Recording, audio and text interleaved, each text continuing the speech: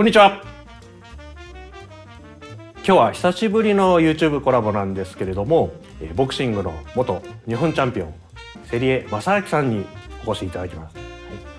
よろしくお願いします。よろしくお願いします。どうもです。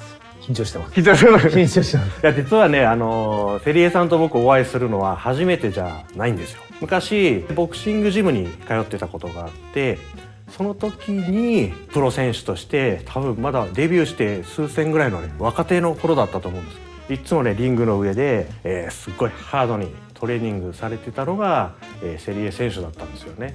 当時、セリエ選手とあと片上選手っていう方がいたんですよ。はい。その2人だけ覚えてるんですよ。いつもリングでバッチバチにやってたんで。でまあ僕、ボクシングジムはもう中途半端ですぐ辞めてしまったんですけど、日本チャンピオン、セリエ選手っていうのを何かで見て、あの時のバンリュージムにいたあの若いお兄ちゃんが日本チャンピオンなんだと思ってすっごいびっくりしたの。じゃあもしかしたらなんか狭いジムだったから、なんか会話とか少しはありました？いや多分ね、お疲れ様です。もう15年以上ってことですもん。多分18年とか20年近いですよ。20年近いですよね。こうやって再会できるのは本当にすごい。そうなんですよ。じゃあよろしくお願いします。よろしくお願いします。せっかくね日本チャンピオンとボクシングを教われる機会がなので、セリエさんのチャンネルの方でじっくり体験させていただきまして、僕のチャンネルの方では自力についてちょっとやってみたいなと思います。例えば同じ体重でも、なんか重いなとか硬いなとか、はい、ありますね。フィジカルとかそういうものに当たる感じです。ウエイトめちゃくちゃやってるのにパワーない人とかいるじゃないですか。はい、それをまあいろいろ研究していて行き着いたのが姿勢になるんですよね。パンチの威力を出す練習って、ウエイトやったりとか、拳を早くぶつけるとか、あとはもうポイントになるのは結構重心移動じゃないですか。で、自分はですねこれはどうしても威力出ないだろうっていう姿勢で威力を出す練習を、もう不都合なそうなんですよ。シチュエーションで。そうめちゃめちゃこれ無理だなっていうのでやっていく。そうですよね。必ずしも戦いの場とかでは条件が合うシチュエーションが合うわけじゃないから。そうなんですよね。そんなところでもいくらでも力が出せるように。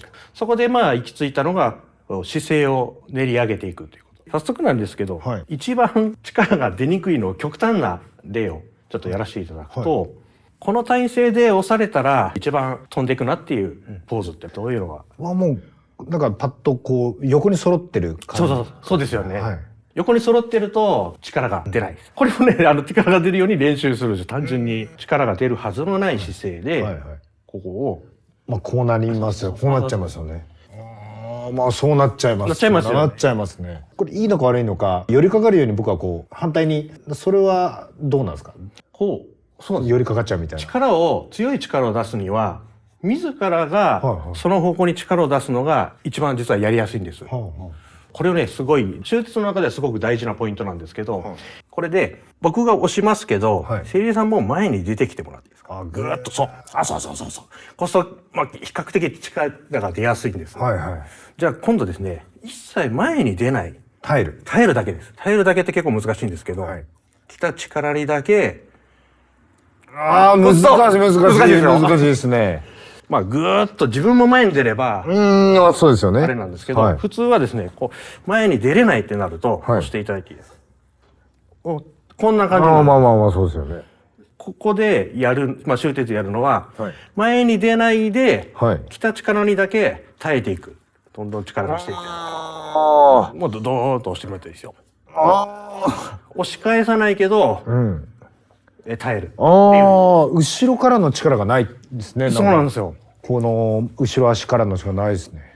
だから前に行こうとするんじゃなくて、ここにどんだけ強くいられるかの姿勢。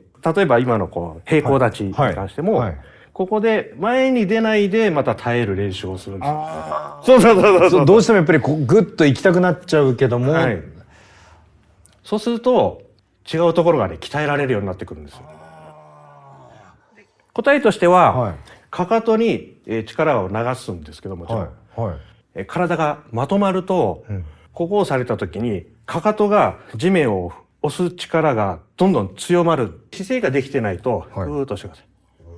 ここが限界。かかとに確かに力は流れてるけど、浅く力が流れてると。この辺でね、逃げてるんですよね。セリエさんの押した力が全部かかとに行ってくれればいいんですけど、こういろんなところに逃げていってる。逃げなくなってくると、こうかかとにぐーっとアースできるようになってくる。動体力で言えばそれ下に押して、その反力もらってるって感じですか？そうなんですよ。自然とこの反力が出るようにすると。これは思いつかないですよね。仙骨を押します。はい、これまた普通に立っていていると、流れます。そうですよね。はい。つま先にぐっと力が入るようになると、ですよね。そうですよね。そうですね。さっきの反対ってことですよね。でこの入る力を強くするための、身体操作。今でも結構セリエさん強いんですよ。伝わる感じがあるんですけど、この辺が限界ですよ。限界ですね。限界ですね。そうすると、まっすぐ普通にリラックスして立っていただいて、この頭のてっぺんですね、ここをツンって押し上げてください。そういいですね。すごいいいです。そのままで息して息を吐きます。吐いた時にここは押す力が弱まるんで、もう一回吸ってで吐きながらここを緩めない。頭突き上げる力を緩めない。この感じ。むずいっすね。今やろうとしていることっていうのは難しいことだったりするんですけど、それをぎゅーっと集約していくと、このまっすぐ正しく伸びるっていうのがすごく大事になってくるんですよ。例えば今の感覚で頭のてっぺんツンとで吐きながら、この時にすごいつながる感じがぐーっと出てくるんですよね。難しくて多分僕の性格上なんか止まらなくなっちゃいます。求めたくなっちゃいますね。完璧にしたいとか、体をそのままの状態で伸びたいんですよね。体軸中心軸とか、いろんな言い方ありますけど、前か後ろかのバランスをまず整えるのが一番最初なんですよね。右に傾く左に傾くよりも、基本はまず前にずれてる後ろにずれてる、でその時に一番、影響が大きいのが頭の場所なんですよね。でも頭がやっぱりすごく綺麗に乗ってるので、すごいいいと思います。めちゃめちゃ姿勢がまだ、完璧じゃないのは分かってるんですけど、ちょっと力技で耐えるようなものがあってまだ悔しかったです。広瀬さんが言ったのを習得できたら、もっとちゃんと止まれるんだけど、ちょっと押されて最初はできたけど、これ以上押されるとダメだ、力技っていうそれで持ってきちゃいました。日本チャンピオンを掴んだ男の子で今のはですね、小さな変化ではないですか、ある意味。でもこの姿勢があるかないかで、それがちょんと盛り込まれるとめちゃめちゃ威力が変わるんですよ。こう上腕三頭筋の運動だと思って、ぐっと下に下ろしてください。こういう感じで、全力でパワー使ってもいいんでぐらっと下に下ろします。結構難しいですよね。難しいですね。手を下ろそうとすると、自分がこう上がりそうなどう力入れていいか分からない。でさっきのツンを仕込むんですね、自分の中に。でまたしっかり持っといてください。でゆっくり下ろします。そうなっちゃうんですね。これなんでですか？両手で持っていただいていいですか？これでもいけちゃうんです。要は、体がまとまってるかどうかの違いなんです。方向的に言うと、セリエさんの反発が僕にこう返ってきますよね。僕がこう押されるような力が返ってくるんですよ。力の返りを分析すると、ぐっと下に下ろします。そうするとこういう方向に行きますよね。その時にさっきこの胸押しやった時のように、かかとにこの反力がピタッと全部くるようになると、こうツーンとして、そうその感覚。そうすると反発がそのまま相手に返して伝えるような感じになるので、地面ごと相手グッと押してるっていう感じになるんですよ。そうやって分解してもらえると分かりやすいし、なんか今2回目やった時でもそっかってこうツンとこうあとこういう風な流れがなんかこうイメージできましたけど、最初あれですよね、こう素人だったりするとこうやってやるともう全力でここら辺使ってギューッと上半身だけでギューッっていうのですよね。こう下ろそうとするとここに意識がいくので、このまんまここですね。で今はねちょっとね反ってしまったので、身長を高くする感じです。今まだ反ってるんですね。その意識をなくさないで手をゆっくり下に下ろしていきます。そうそうその感じその感じ。そうかなりいいですよ。そういやー、これは面白いし、本当のなんか体の使い方って感じがしますね。いわゆるこう腹から力を出すってよく言うじゃないですか。お腹の本当に中の筋肉が動くようになってくるんですよ。そうすると今度ギューってその筋肉を締めるような感覚ができてくるので、これはシューテスさんの道場とかではこういうのをやるんですか？道場でそうですね、こういうのばっかですね。面白いことしますね。すっごい地味ですけど、みんななんかワクワクしますよね、これは。いや、これはいいですね。